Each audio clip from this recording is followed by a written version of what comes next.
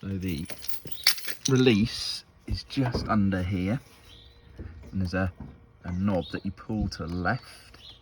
So you pull that to the left, which I've just done, and then use your right hand to lift up the bonnet. And then this is everything's in yellow, the key things. So this is basically pop it out from here, stick that in there, and then that holds your bonnet up. Okay, so the screen wash is this blue one down there.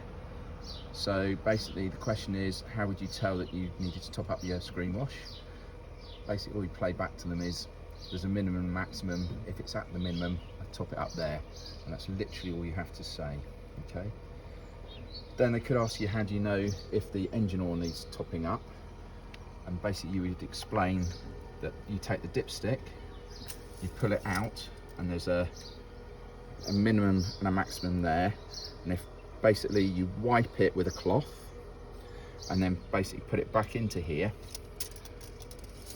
and withdraw it, and then if it's at the minimum, you then tell them you top it up here. But for the test, you don't have to physically pull this out, you just have to point it out and explain how you do it. They could ask you about your engine coolant, and this is your engine coolant here.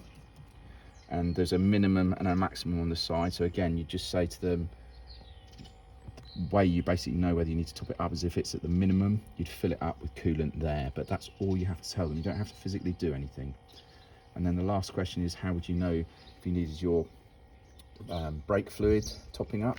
This is your brake fluid over here. Again, minimum and maximum. If it's at the minimum, you top it up here. And those are the questions that you could get asked.